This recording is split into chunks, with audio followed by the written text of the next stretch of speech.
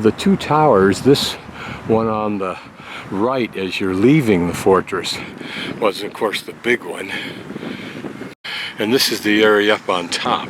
It's a rather wide area, so it was intended to function for more than a wall. Probably it was built up here.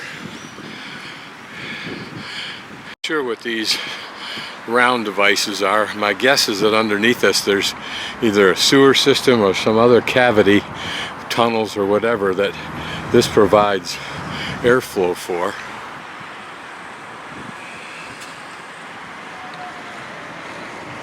So this was quite a spacious area up on top of here. My guess was probably walled and had a number of support buildings in it. Looks to be just some kind of curious art.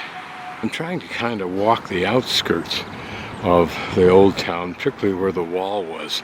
I'm suspecting that it goes up that way now. To my left around the corner from my hostel up that way, it appears that everything I want is there. The great coastal towers behind us and my hostel up there to the left, we're going to go in here and see what this part of the fortress structure was. This is that somewhere between that area there that we were up on top of and the end of this thing is a continuation of this wall system.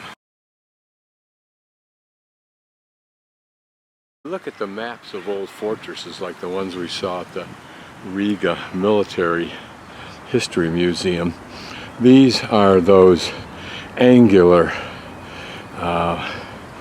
systems that you see on the periphery of the wall system.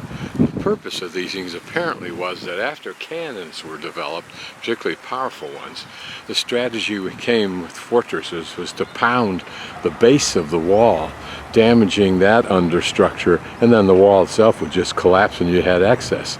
So by putting up this huge mound of dirt, the cannonballs power, if you will, got sucked up by these and didn't hurt the wall. A great coastal gate and a church or two, and we're going to just walk the outside periphery of this structure and see what we can see. The park area now around it probably was some kind of a moat in this area that we're looking at. I don't know if you can go up on top. I think these are cannon, although they look like it. I think they're just for water drainage off the top, but I could be wrong. Who knows what was behind this wall. We're going to continue here and then hook a right, but notice to our left is a very large park-like area. We've just made a loop. There's our hostel.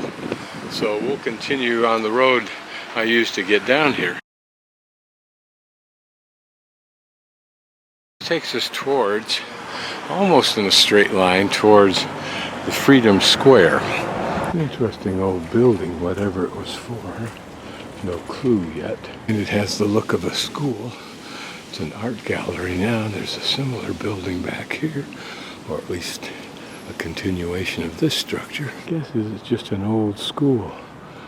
Don't see any signs on it yet, but it has some interesting architecture, including that turret type tower. Probably later 19th century. Some interesting filigree compared to this rather simple building here, which may go back farther. I wonder if you could just buy such detail and you just kind of glued it to the front of your building. Same thing with this, whether just like tile work. See that line dividing them about dead center.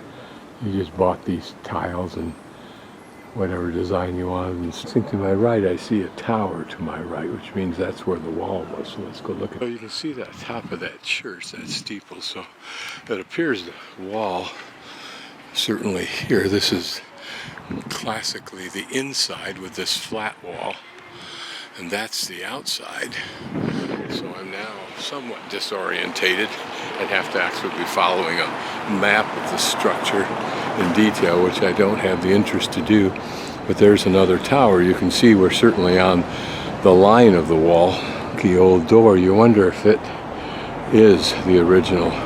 Looks like it, doesn't it? Beams, perhaps the same thing. This is that we're following the wall back in a loop from where we were yesterday. Back in there, you can see that building probably is part of, or was part of, the wall, because you can see almost on the line that that's in, although it's a little bit forward of the line, is the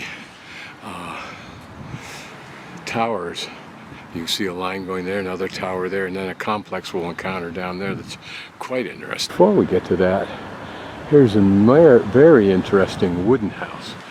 More so than most of what we've seen, is it's composed of heavy beams, particularly that entryway, even though on the left side it's deteriorating away. And then instead of clapboard, most of that is large logs, I think, that have been planed down.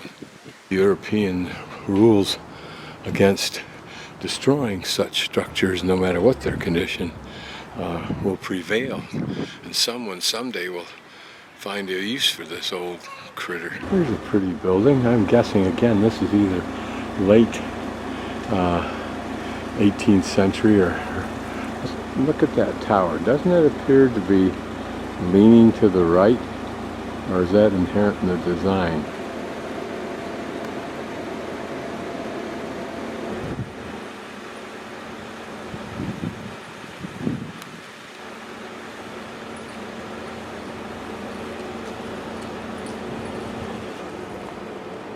Here the wall makes a slight turn on the left side away from us. It's that firing port designed to give them a greater field of fire. There's the end of the street with the great coastal tower.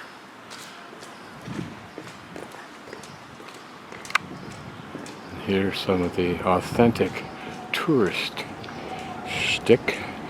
And this pretty complex here that'll be interesting to explore a bit.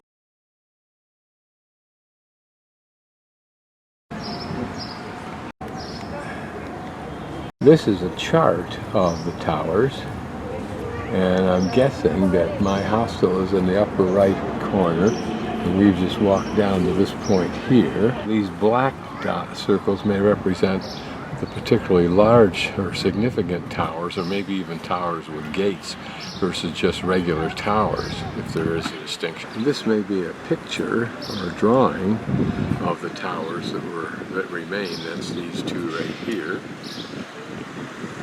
what they call the Barbican. And notice how far back the wall is. So presumably these are those two gates, and that the Barbican went back towards that church steeple. So it appears that I'm standing here, and if that's the case, then these are the two towers. This is where the main gate was here. The little stub that we can see is that part right in there, I'm guessing. There's that little stub to the right. Well, here are two towers that we saw there. And here's the big tower that we can't see, but all that would have been over here. See, here we're a stairway up into the tower. Probably each tower has that. And above, right above this archway where I'm standing now, there would have been a cross part of the building, and you could walk from that doorway right across above my head into this tower behind me. See, that this pretty part here on the left is a relatively modern construct. I don't see it in the early picture. That way, in that building space, was a water mill.